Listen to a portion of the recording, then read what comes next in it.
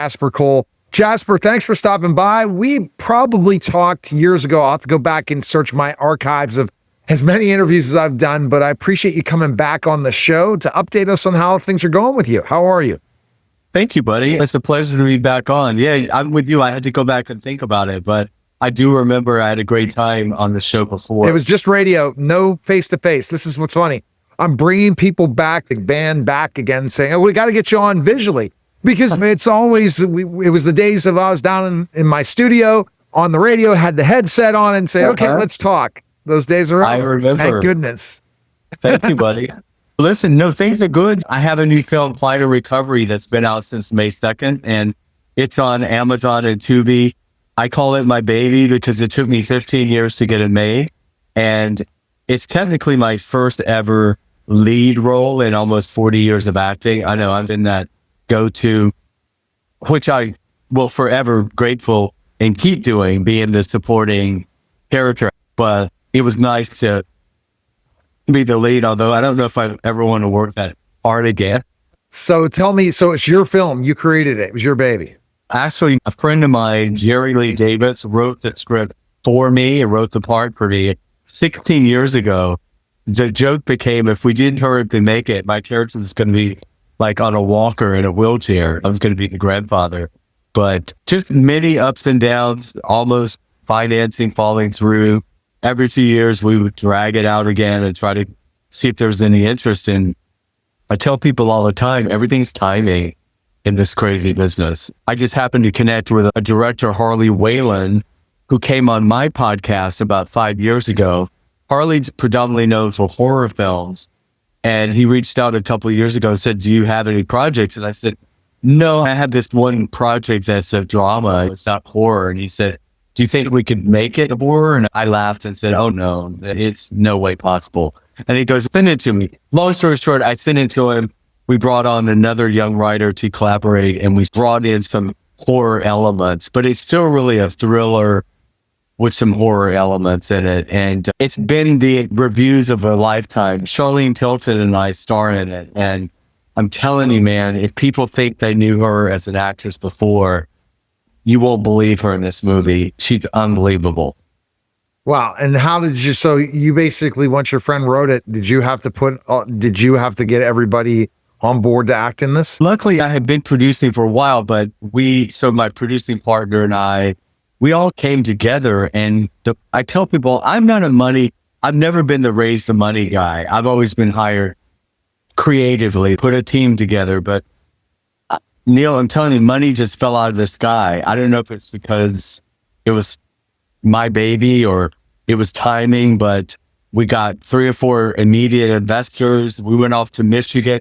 We saved almost double the budget shooting this in Michigan compared to LA. And that's where Harley shoots all his films. And Charlene and I have been trying to work together for 15 years on many different projects. And then her daughter, Cherish Lee, filmed almost every scene in the movie. She also wrote most of the music. It was just bringing in people that we want to work with, and it all came together. And Buffalo 8 bonded as our distributor. And because of that, I'm now in pre-production on 2 other films with Buffalo. Now we have a relationship with Buffalo 8.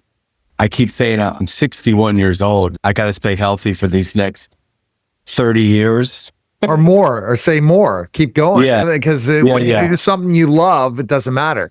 You get yourself a film, you're like, this doesn't work.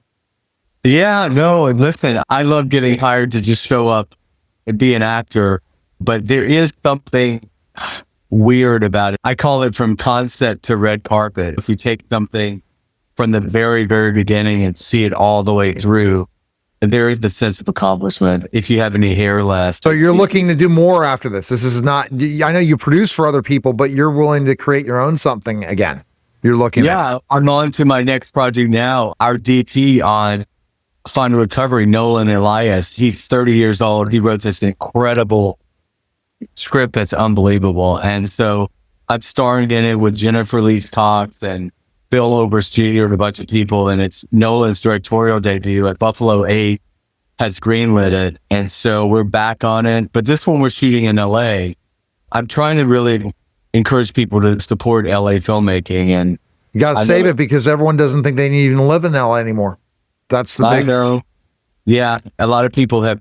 But you know what? I've been doing this for 40 years and I've seen all the ebbs and flows over the years. Nothing quite like this. But I do think the big tax break Newsom just gave, Buffalo 8 just told us yesterday, they're already seeing it help out indie projects That's good. on some of their films. So yeah, we're doing it here and we're in pre-production now and hopefully we'll shoot in September, October. I'm seeing that indie films are about to hit the biggest thing. That it almost reminds me of independent authors or different things. You're about to hit this phase where it's really going to get some real opportunity for creators to potentially make a living, but also to keep actors working in projects they really care about. I see this happening. And what are you thinking? Series or films? Do you think films are going or it's going to go to series? What are your thoughts on that with all these people doing more series? I think that for me, it reminds me back to the original like Sundance days when Sundance was made for indies before they became places for studio films to release. And so Independent Spirit Award, all that, there's a return back. However, it's funny when they call a movie indie, it's $5 million budget. The expense.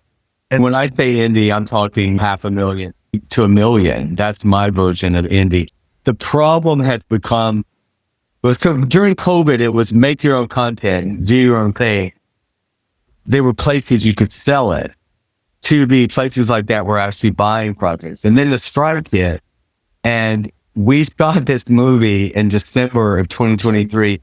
2 weeks when the strike ended, we went to Michigan because we were told there's going to be all these people wanting to buy your projects. Unfortunately, what happened right after the strike, most of the distributors cut all their money that they're going to buy films for. So suddenly you make this product, but where are you going to sell it? And so that's the gray area we're at right now is you got to shoot it for as low as possible because the people that are buying the indie films aren't paying a ton of money for it right now.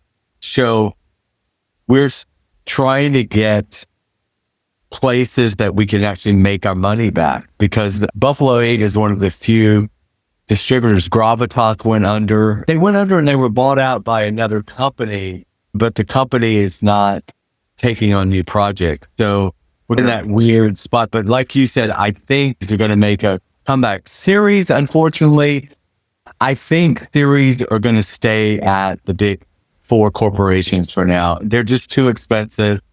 I can announce here that I'm part of season 2 of Fallout, Amazon's big series based on the video game. So I got to go work on that recently. And it's amazing when you go from a $500,000 movie to a series that spends $17 million per episode. And you get to see the have and the have-nots. Is that why there's not tons of content coming out at a time? You think about Fallout apparently is $70 million for 8 episodes. The Last of Us is $80 million. These are huge video games. So it's back to the film version. The film is Marvel movies and everybody else. So it's like the studio pictures and the rest of us. The whole middle class ecosystem of our business is gone right now. And so we're trying to bring it back, and it's going to be a while, I think, unfortunately. But aren't there a lot of actors not working if that's the case, if they're trying to bring it back? Tons of actors not working. We were spanked. We got punished last year. So just for having the audacity to strike, there were no jobs purposely.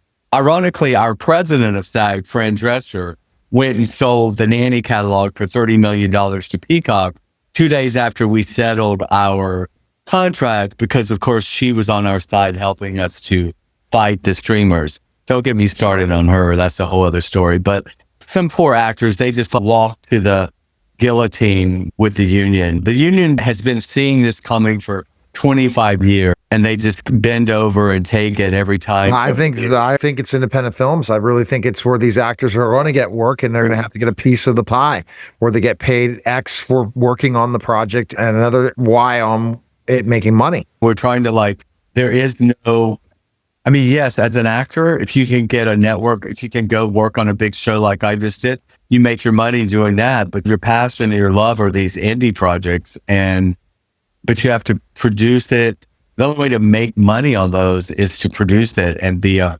co-owner of the project. The revenue that comes in long term on the streamers on it. But it doesn't come to the actors, or there's a little bit built in. If you're smart, you can ask for some money to act, but there's creative ways of paying that as well. You just have to keep your budget low. Well, I'm working on, with two people, an idea for a new streaming network that's going to be similar to PureFlix and Angel, where we're going to take young new projects, also trafficking, but keep it more of a kind of, not like Angel and PureFlix, but go a little deeper with the sex trafficking and different things, and law enforcement and military. And I have someone behind it, Dr. Mary Crowley, who's out in LA. She's involved in more the Christian side of things, and we'll see where it goes. I just am being asked to work on these projects. I'm like, okay, I'll see where it goes. It's funny. So many of my authors I've represented as an agency. Yeah. Just want their book made into a movie. And it was interesting. I had made a contact, and I never thought of this, and I told you about this off air, with a new potential client. We have not signed the deal that we're going to do a podcast together, but he's telling me that one of the ways that we're able to help save businesses money on their taxes is by investing in films. I said, really? So a lot of companies, they end up paying Uncle Sam, and they could be paying you guys. And I will tell you something I just learned now. There is a potential change, and your guy that you're mentioning, that the new tax stuff, he will know all about this, but there's some changes to that rule based starting in January of next year.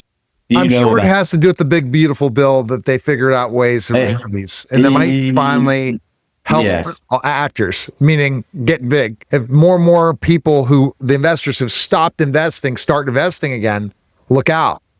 I mean, in the past, you've been able to write off investments in films. And that's why a lot of independent investors have done that. There's a change coming next year that will limit that or change that, or there will be stipulations on it. So we're trying to lock in a couple of projects by the end of the year, because these particular investors they want to still be able to write the full amount on.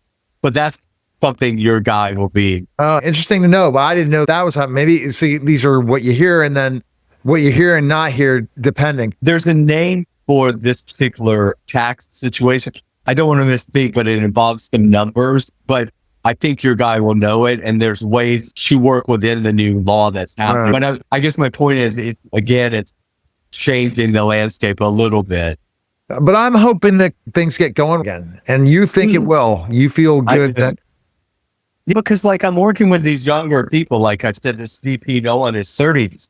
And I always say to people, this is what they know. So when I got here 40 years ago, I only knew what I knew at the time. And I had people tell me, oh God, you should have seen it 10 years ago. It was so much better. And I just don't want to be that old guy saying that it's gloom and doom. And I just think for a lot of the younger people, they're so optimistic. That's why I want to work with all the 25, 30-year-old filmmakers, because they're excited and they have a lot of passion and they're not jaded and bitter.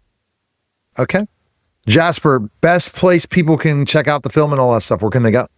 Right now it's free on Tubi, but there are commercials, but then we love the commercials. That's how we make money.